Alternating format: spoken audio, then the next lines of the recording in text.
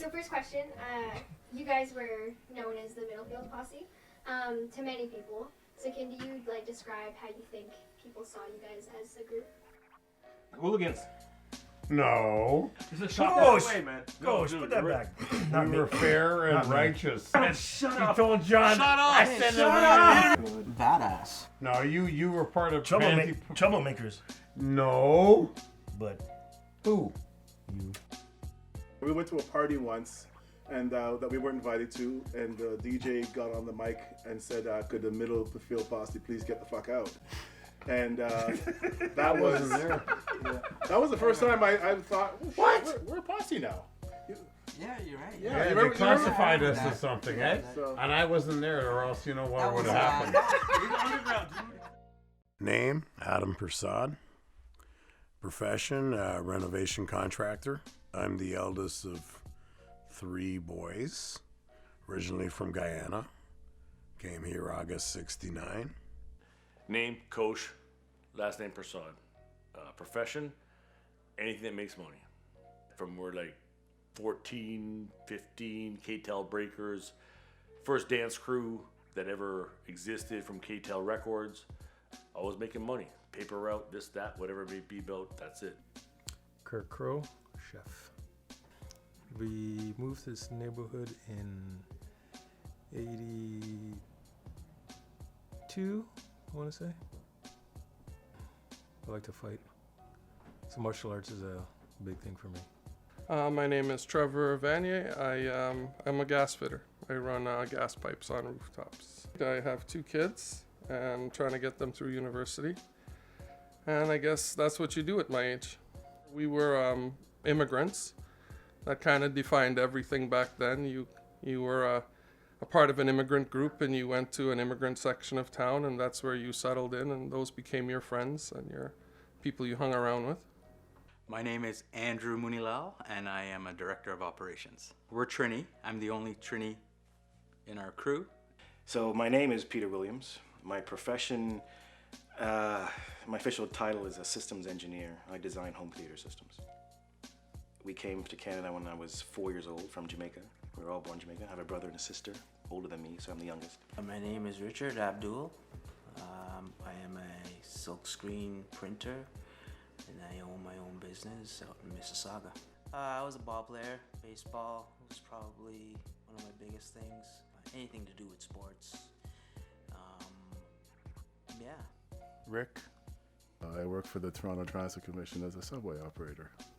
I lived in Jane and Finch from about 1970 till about 1978. My teenage years were pretty normal while in Jane and Finch. You think it would be the opposite. Then I came to this nice, wholesome suburban neighborhood, and things changed a little bit. In general, growing up over here was interesting. I went through some rough things that I think made me stronger, but also it was difficult. But from 1972 to 1977, I had to fight almost every other day because of my skin color. And it wasn't easy. Well, this neighborhood was it was a clusterfuck of guys coming from different neighborhoods across the city, all the way west from Gin and Finch to east to Malvern. We all found ourselves here in this neighborhood, and that's when it all began. It was a collage of a whole lot of people inside one area that had basically landlocked because we're in the suburbs and had to deal with each other. So we didn't pick and choose our friends. We weren't able to choose just to belong to one set of friends. You couldn't belong to Indians, you couldn't belong to blacks, you couldn't belong to Italians. You had to belong to who was in your neighborhood. So that's the way we worked. And we got along with everybody because, you know what? You had to make it work. That's the way it works. I met all my friends probably within 1 week. The first one being Richard Abdul, who's been my best friend since 1982. And then we met Bigga. And the list kept going on. Bigga introduced us to Coach, and Coach introduced us to his brother Adam, and we met Tanuj, and Trevor, and Pius, and John, and Kirk, and the list went on and on. We all started kind of experimenting at the same time with different things. We started kind of coming out on our own at the same time. We all more or less went to the same school. Almost all of us went to the same school. And living in the same neighborhood, we did a lot of things together and got in trouble together. Defended each other, I guess. Bigger put this guy was the same weight like Bigger. Oh, in the parking lot? Yeah, in the parking lot. Ah, I mangled In the that parking guy. lot? In the underground. No. In the underground, dude. It's Okay. In the underground. Oh, we had quite a few things in common, especially I think one of our bondings was with sports. And then there was the other part that loved to train. We used to, we used to be able to defend ourselves is what it is, because around here we showed face, but we never ever stepped up and caused trouble.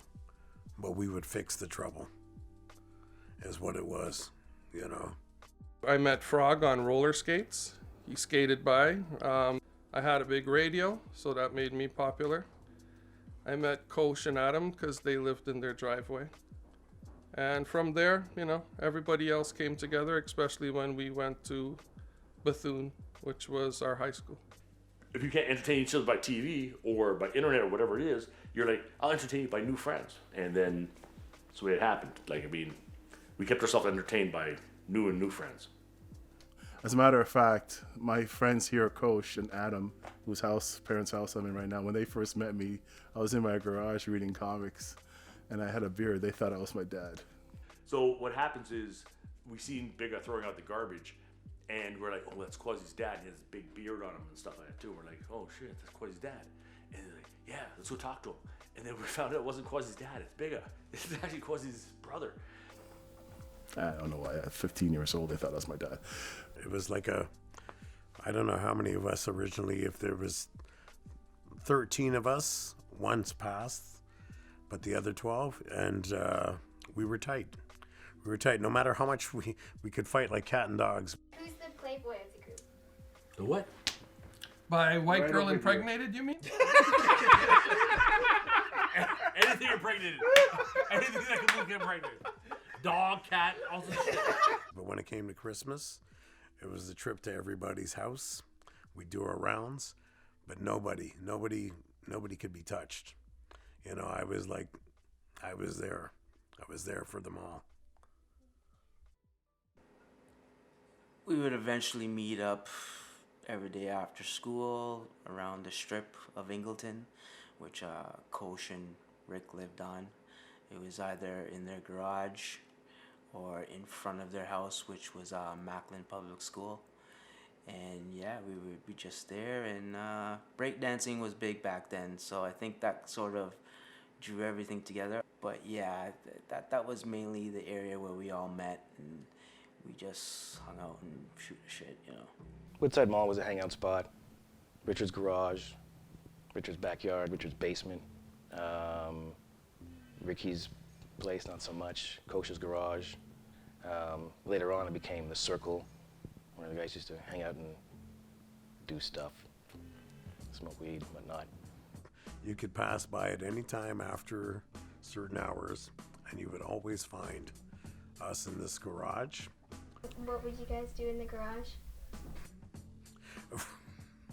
A variety of things. We were teenagers, so we experimented with a lot of different things. We were not good kids. We were not the exceptional kids, weren't the good kids. Wish we were. Probably would have been a lot easier, but didn't happen. So. And did you guys ever get into any trouble? Nothing that has not been covered by the Canadian legal system, because juvenile crimes are no longer submittable, but people did stupid things. Trouble? Wow.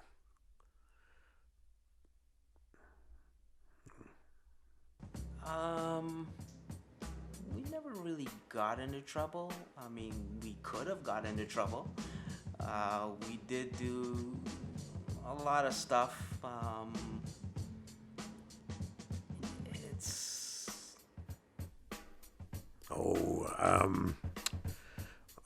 you got to give me a minute on this, eh? Trouble. We got in a lot of trouble daily. Well, we did a lot of stupid stuff, you know, and a lot of the stuff we did, we were either drunk or high or both. Cause we smoked a lot of weed, and smoked a lot of hash. Yeah. Which story? There's way too many stories to talk about trouble. So, can I sum that up into one story? Yeah. I don't know. That's gonna be a tough one because there's like 500 stories. You know, nobody's perfect. We surely aren't perfect, but we've all succeeded in life. We're all doing well, and you know, just because we were the way we were back in the day, you know what? People change, and but we can still keep that sense of childhood in us, which is what we typically do when we get back together. You know, how some of my friends didn't make it to jail is probably a grace from God, I'd say. I think one of the hardest things is when we lost our best friend. You know, and like I said, it's coming up on 28. That was one of the hardest things to stomach because none of us knew about death and how to handle death. And I think that was hard on all of us because we were just in a state of shock for the longest, you know. We didn't believe like we're not going to see this person again, you know, but that took a while. That was, like I said, with the happy, but that was one of our lows is when we lost John. Can you tell me a bit about John Bedell?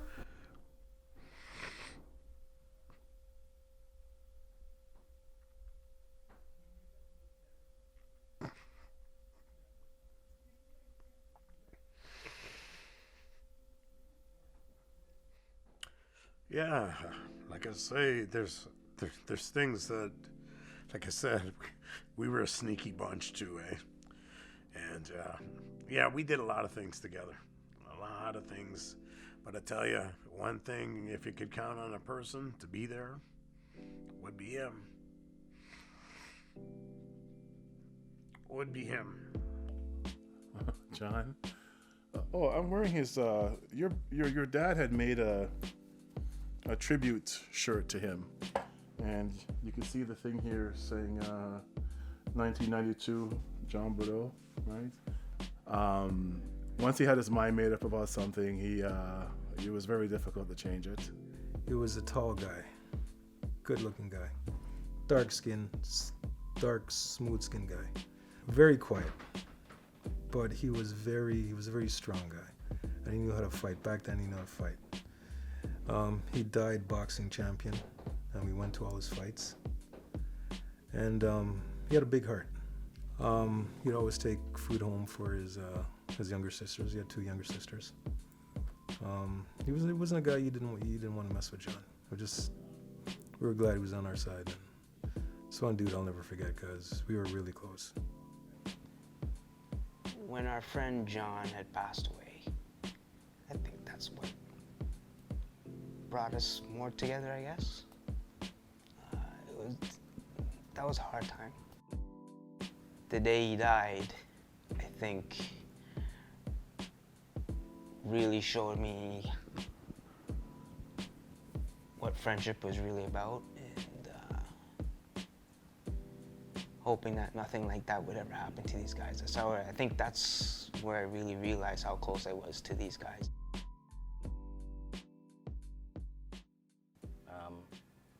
It's a reason or a season. And I think I've had people come into my life for a specific reason, and they leave, and then you realize afterwards, oh yeah, they were here to do that. And some people come in for a season, just for a time period, and then there's, you know, like two ships that's crossing the night. I think for all of us, it's both a reason and seasons together. What's the last thing you would say to these guys? I love you guys. It's just That's it. It's a very toxic, dynamic, loving, caring, fucked up friendship you'll ever find. I mean, almost 40 years going strong. These are a good bunch of guys, all with unique characters, that's for sure. They were your best resource. They kept you safe and they brought you home at night. So it was always good to have friends, even though some Indian ones would teeth you on it. I wish one. I know who we did that. Yeah, I'm good. Somebody teeth you on it. That's the end of it. You can do the edit. You can post it and flip it around. You guys stop. Okay, we gotta stop. Refocus. Yeah, I feel Yeah, sorry. Don't ask questions you don't want answers for. Yeah, because you're gonna get all Oh, sorts that's of it. crazy Change shit. it. That's all right, baby. Yeah. Dementia in the black community. Oh, because I promise not to answer any more questions. And this is supposed to be a fucking reference. Shut up. Hey, and watch the F word, eh? Oh, Yeah, you sorry. see that shit? Sorry, Yes. Mom. That's the last time you hear it. Trevor Mom, caused it's okay. that. Don't worry about it. Yeah, Trevor caused it. Shut the hell up. Where are you going? But just tell it. Mom, don't worry. Sorry. My mouth will stay quiet now. Fine, don't worry about it. Is the door closed? No, it's not. No, Listen you to guys first. can go to bed in peace. Okay, tell the story like Jesus. Let's go.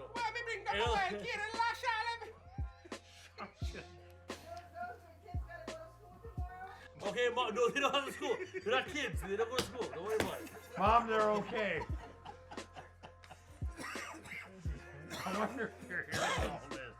Okay, okay. All right. We're going to behave ourselves now, Mom, and I'm going to keep quiet. Marley, what's the next question, please?